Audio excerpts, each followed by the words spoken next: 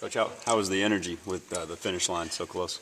Oh, it was okay. You know, you get to the last week, just about wherever I've been, everybody can is just trying to get to the end. You know, we could have been better today, but we got a lot of reps. You know, we've got one more day really of full pads, which is Wednesday before the spring game. Coach, as a training camp wraps up for the spring, what do you want? Talk about how important it is to use this camp to lay your foundation of what you want to do here. Well, I mean, it's from day one. It started before camp. So, you know, we've been discussing that through strength and conditioning, meetings, and now playing football. So, you know, it's for our guys, they understand, I think, what we're trying to do.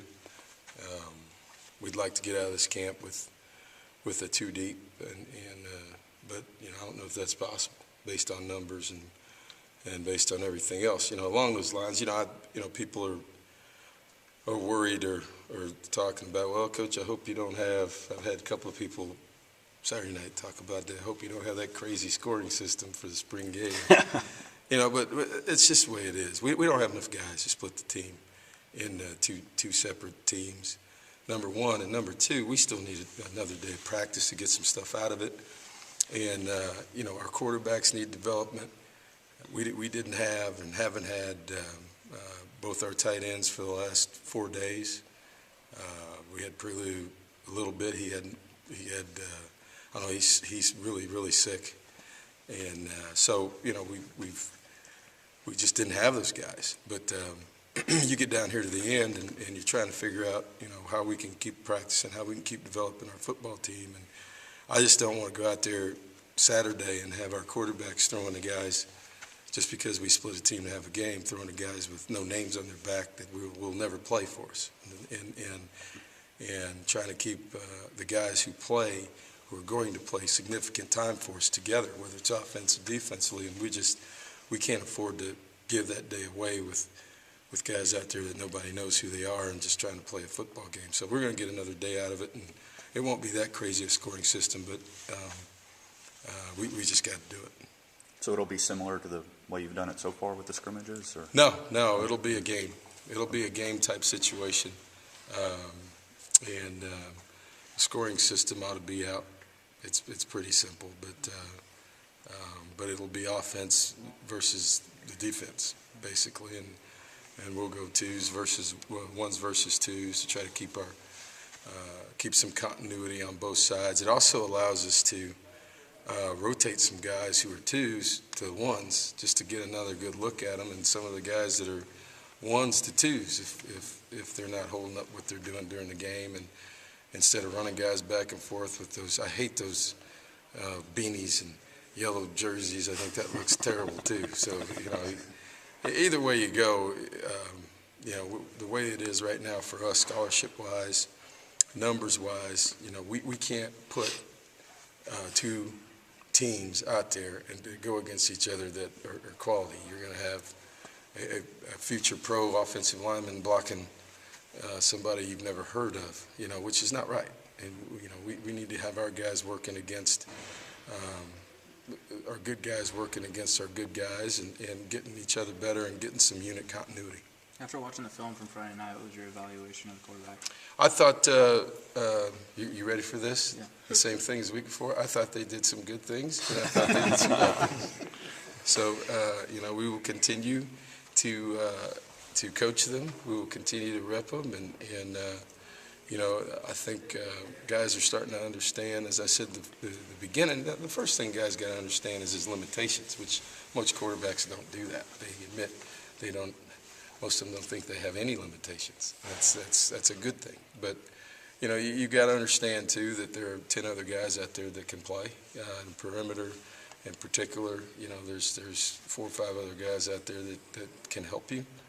And, you know, you got to know where they are and when to get down, when to get out of bounds, when to run the ball. You know, we've got athletic guys. And then you put Matt in the mix and he'll try to throw it through the car wash, so that's his strong suit. So they're all using their strong suits, but they got to learn how to use them within the offense. Couple more.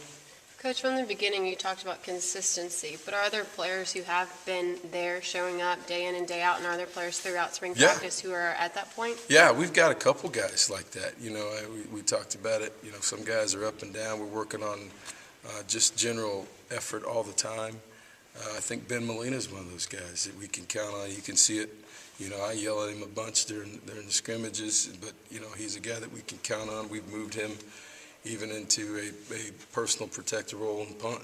He's a guy that, which there is no greater compliment than that. There's no more, maybe no more expensive play than punt, and a guy who sets the protection and gets things done. That's a real compliment to him, and how he's approached things, how he's been there every day.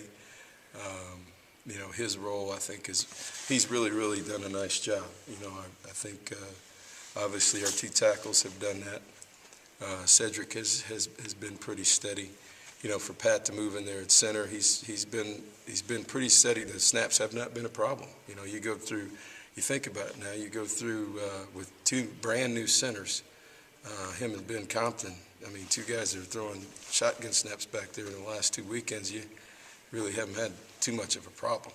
And like I said, centers and basically the O-line in general, if you're not talking about them, then they're doing a good job. So they've been pretty good. We've had some other guys. I think Shazer Everett has the ability to do a lot of things and handle it, and Sean Porter has been better. The surprise to me has been Stephen Jenkins. I think we got a real, that's not to say Donnie's doing poorly. I think both those guys have really pushed each other to become good players, and that's what this team needs. We need that type of competition across the board, and that helps coaches a lot more than screaming at them when you can just say get out of there and put the other guy in. It'll be a while before you get back on the field. Coach, the spring winds down. What do you hope your players learned about you as far as your style and coaching demeanor and those type of things? I don't care what they've learned about me. I'm just scared that we get better. You talked about competition there. Last year, it seemed like for Randy Bullock at kicking, when competition was brought in, it seemed like that's when he really began to be consistent. I know at kicking right now, you said one missed field goal in the past 2 weeks. Are you confident that there is competition in there and that will keep the consistency going? Well, it's different for different players. If you've got a really, really good player, it takes, just kind of like golf. If you're really good, you don't have to play against anybody to shoot under par. You just go out there and play against the course. So, there's some guys that can handle that, and some guys need a competition. So, I haven't really got a feel for our guys yet. In the kicking game, all I know is they've missed one in 2 weeks, and I think, as I said in the staff meeting, if that's the case, as many field goals, extra points as we kicked the last 2 weeks, if we can go on the next year and we're talking about him missing one every 2 weeks, I think right now everybody would take that. If you said, hey, that's the way it's going to be, we'd take that right now. All right, Coach. Thanks.